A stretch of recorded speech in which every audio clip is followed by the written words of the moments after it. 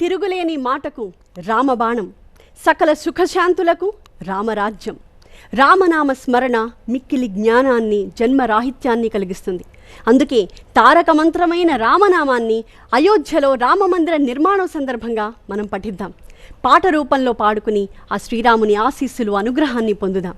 రామగానం చేయడానికి అమ్మ కొండవీటి జ్యోతిర్మయ్య గారు అయోధ్య వేడుకలో పాల్గొనడానికి మన టీవీ9 స్టూడియోకి విచ్చేశారు. మా నమస్కారం అండి. నమస్తే తల్లి. ముందుగా ఒక అద్భుతమైన ఘట్టం అయోధ్యలో మనమంతా వీక్షించబోతున్నాం. ఈ సందర్భంగా ముందు ఒకరికొకరం శుభాకాంక్షలు తెలియజేసుకోవాలి. మీకు శుభాకాంక్షలు, మీ మనసులో కలుగుతున్న భావాల్ని. సకృదేవ ప్రపన్నాయ తవ అస్మీతి చ యాచతే అభయం సర్వభూతేభ్యో దదామి ఏతత్వ్రతం మమ. వేదం మొత్తం ఈ రామాయణమే. రామాయణమే వేదంగా దిగి వచ్చింది. ధర్మమే దిగి వచ్చిందంటే వేదమే దిగి వచ్చిందని అర్థం. అలాంటి క్రమంలో చక్కగా సంకీర్తన చేశాడన్నమయ్య. ఒకటే మాట ఎంత చక్కగా చెప్తాడు. రాముడీతడు లోకాభిరాముడీతడు, రాముడీతడు లోకాభిరాముడీతడు, కామించిన విభీషణుడు కాచిన వాడీతడు, రాముడీతడు లోకాభిరాముడీతడు.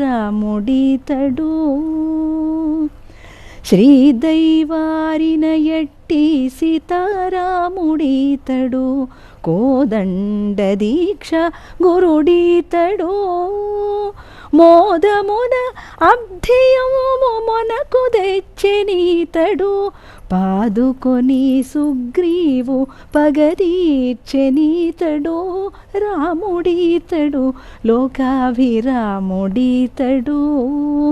కామించిన విభీషణుడు కాచిన వాడీతడు, రాముడీతడు రాముడీతడు సీతారాముడీతడు లోకాభిరాముడీతడు. మనం చెప్పే శుభాకాంక్షలు ఇవే. అంటే ఏ పాత్ర చదివినా కూడా మనకి శరణ పట్టడమే వస్తుంది తప్ప వేరే ఏమీ రాదు. అందుకని అన్నమయ్య కూడా ఎన్నోసార్లు పాడుతూ ఉంటాడు.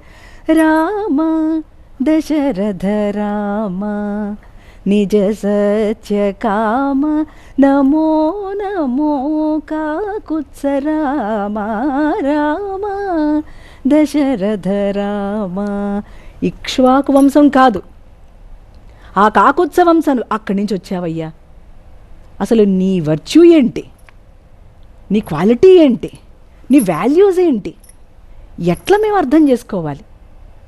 అర్థం చేసుకునేదేమీ లేదు, ఆచరించడం ఒకటే ఉందని చెప్తాడు రాముడు. ఒక చిన్న కాకి ఎందు చూపించినటువంటి ఒక కరుణ రసం.